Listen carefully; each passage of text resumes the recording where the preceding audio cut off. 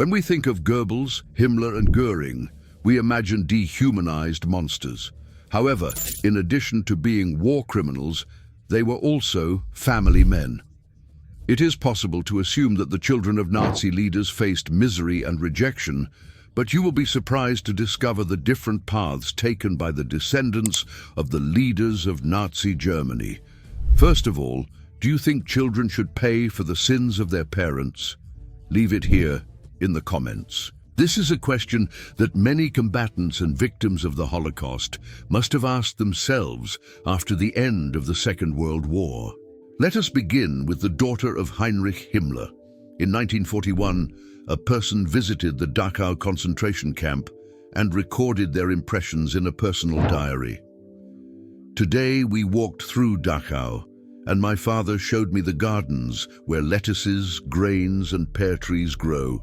Then we saw the paintings made by the prisoners. All of them were very beautiful. In the end, we had lunch. Very good, were the words of Gudrun Himmler, daughter of Heinrich Himmler, Nazi leader of the SS and one of the most important figures of the Third Reich at that time. At that time, the girl was only 12 years old, which makes it impossible that she did not notice the terrible condition in which the prisoners were. However, she had been raised to ignore tears, bruises, and the disturbing thinness that made the detainees' skin hang like rags. Gudrun Himmler was the daughter of a monster, and upon reaching adulthood, it would be proven that the apple does not fall far from the tree. The Nazi princess, Gudrun Himmler, was born on August 8, 1929, in the city of Munich, Germany.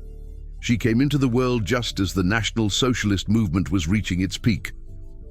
After a decade of promoting hatred toward Jews, democracy, liberalism and socialism, Nazism finally took root among the population, obtaining millions of votes and becoming one of the main political parties of the time. One of the architects of that achievement was Heinrich Himmler, Adolf Hitler's trusted man. Himmler remained loyal to the Führer even in the worst moments, such as when he was arrested after a failed coup attempt. Thanks to his intelligence and organizational ability, Himmler was appointed to lead the SS. Gudrun Himmler was the only biological daughter of Himmler and his wife, Margarete Himmler, although her parents later adopted a son. Heinrich Himmler also had 2 children outside of marriage with his secretary, Hedwig Potthast. Heinrich adored his daughter and regularly had her flown to his offices in Berlin from Munich, where she lived with her mother. When she was at home, he called her almost every day and wrote her weekly letters. Heinrich affectionately called her Puppy. She accompanied him on some official engagements. Gudrun rejected the version that Heinrich Himmler, who died under British custody on May 23, 1945, committed suicide by biting into a hidden cyanide capsule. Instead, she claimed that he was murdered after the Second World War. She and her mother were arrested by the Americans and passed through several camps in Italy, France, and Germany. They were taken to Nuremberg to testify at the trials and were released in November 1946. Gudrun later bitterly referred to that period as the most difficult of her life, claiming that she and her mother were treated as if they had to atone for the sins of her father. She never renounced Nazi ideology and continued to justify her father's actions in relation to the context of the time. People who knew her claimed that Gudrun created a golden image of her father, like the father she wished she had had. In addition to being a Nazi, Himmler also had a history of betraying his wife. Later in life, Gudrun married the propagandist and author Wolf-Dieter Burwitz, who later became a party official in the Bavarian section of the NPD. They had 2 children. She was associated with Stille Hilfe, an organization formed to help former SS members that supported Klaus Barbie, the butcher of Lyon of the Gestapo in Lyon, and Martin Sommer, also known as the executioner of Buchenwald. Gudrun supposedly continued supporting a Protestant retirement home in Pullach, near Munich. From 1961 to 1963, she worked under a false name as a secretary for the West German Intelligence Service, the Federal Intelligence Service, at its headquarters in Pullach. At that time, the agency was directed by Reinhard Gehlen, a general recruited by the Americans who hired former Nazis for their connections and experience in Eastern Europe and anti-communist activities. For decades, Gudrun was a prominent public figure in Stille Hilfe. At various meetings, such as the annual gathering in Ulrichsburg, Austria, she received star status and authority. Oliver Schromm, author of a book about the organization, described her as an extravagant Nazi princess. Peter Finkelgruen, a German investigative journalist and Jew, discovered that she provided financial support to SS Scharführer Anton Maloth, a former Nazi guard and fugitive war criminal. In 2001, Maloth was convicted of beating at least 100 prisoners to death at the Theresienstadt concentration camp, including Finkelgruen's grandfather. Gudrun died on May 24, 2018, in her home near Munich at 88 years of age.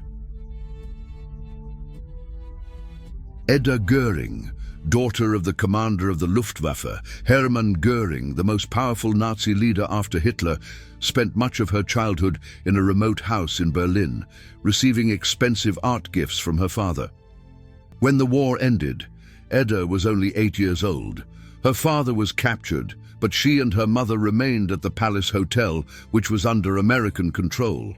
Finally, in 1946, both were released during the Nuremberg trials. Edda was able to visit her father regularly until he took his own life with a cyanide pill in October 1946. As an adult, she worked in a rehabilitation clinic, caring for her elderly mother. She avoided talking about Hermann Göring's military career and the events in Nazi Germany. For some years, Edda made public appearances, attending Nazi memorials and participating in political events, but later became more reserved. Unlike the children of other high-ranking Nazi officials, such as Gudrun Himmler and Albert Speer Jr., Edda did not speak publicly about her father's career.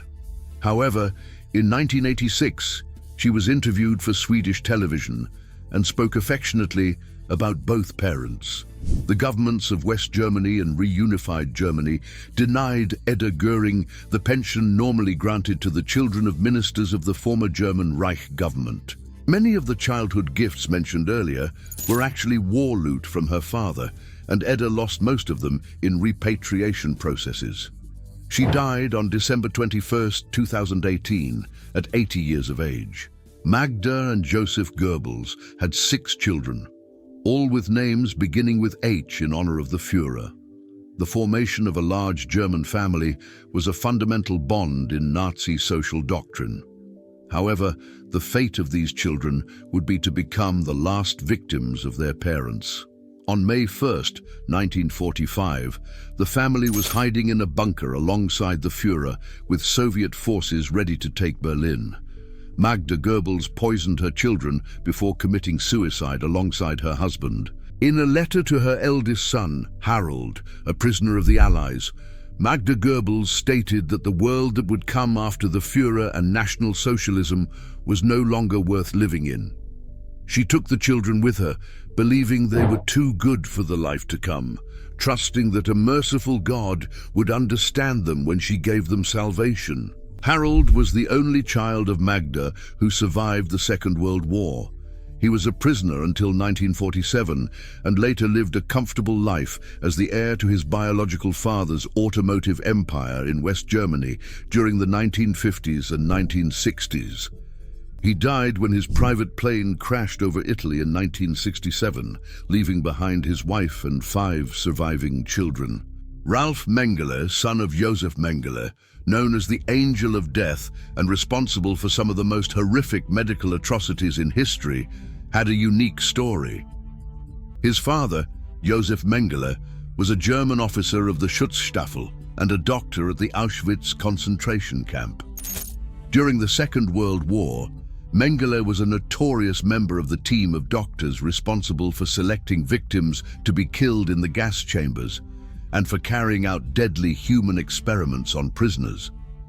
Those who arrived and were considered fit for work were admitted to the camp, and those who were not were immediately killed in the gas chambers.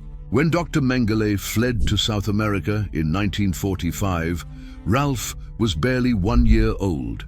Raised by his mother and grandparents in the depressive environment of post-war Germany, Ralph eventually learned that his father was the infamous experimental doctor of the Third Reich.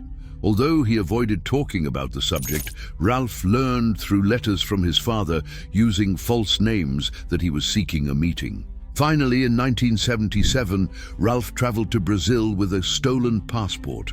The meeting was tense, and when the subject of Auschwitz was raised, the 66-year-old war criminal defended himself by claiming that his job was only to determine who was fit to work. Ralph Mengele stated that he did not believe what his mother had told him, although he never revealed Joseph's whereabouts. The meeting marked the end of his relationship with his father, and Ralph changed his surname to that of his mother. The Angel of Death met his own end in 1979, but this only became public in 1985. Let us move on to the case of Albert Speer Jr., son of the Nazi architect and personal friend of Hitler. Albert Speer, like his father, was an architect. Despite the surname, he managed to build a successful career in the profession. From an early age, he distanced himself from his father's dark legacy and publicly acknowledged the latter's crimes. The Nuremberg judges were lenient with Albert Speer Sr., who was sentenced to 20 years in prison. Although Speer supported the crimes, his defense presented him as an artist pushed by circumstances. Despite not killing personally, Speer was not only an architect, but also the regime's Minister of Armaments and War Production. After his release, he achieved success by writing memoirs, portraying himself as an ordinary person surrounded by monsters. His son developed a distinguished career as an architect, designing buildings for the Olympic Games in Germany and China. He died in 2017, but his firm remained responsible for several football stadiums that were used in the FIFA World Cup in Qatar. The final case to be addressed is that of Wolf Rudiger Hess, son of Rudolf Hess, the Führer's right-hand man. Born in 1937 and baptized as Wolf, Adolf Hitler's code name, Wolf was one of the many children of prominent Nazis who never believed in the horrific crimes committed by their parents. Born in Munich, Hess lived with his parents until his father's flight to Scotland on May 14, 1941. After that, his father was denounced by the Nazi government as mentally ill, which led his mother to leave Munich and take her son to live at the family's country home in Bad Oberdorf, a small spa town in the Allgäu Alps. There, the young Wolf Rudiger earned the nickname Buzz, which stayed with him throughout his life. On June 3, 1947, Hess's mother was arrested by Allied forces, along with the wives of all the other Germans convicted at Nuremberg. Hess then lived with an aunt until his mother's release in March 1948. Wolf gained notoriety by criticizing an investigation into his father's alleged suicide while serving a life sentence in Spandau prison in Berlin. He claimed the investigation was a cover-up and that British intelligence had murdered him. He believed this had been done to prevent his father's parole, which he considered imminent, because the British government feared he would reveal compromising information about British actions during the Second World War. Wolf Rudiger Hess and his father's lawyer Alfred Seidel organized an independent autopsy before Hess's death in 2001. He professed fervent admiration for his father and for his godfather, Adolf Hitler. He suffered a stroke and was taken to a hospital in Munich, where he died, leaving behind a widow and 3 children. As can be seen, the destinies of the children of evil were diverse and varied. Some absolved their parents' sins, while others built lives far removed from that darkness.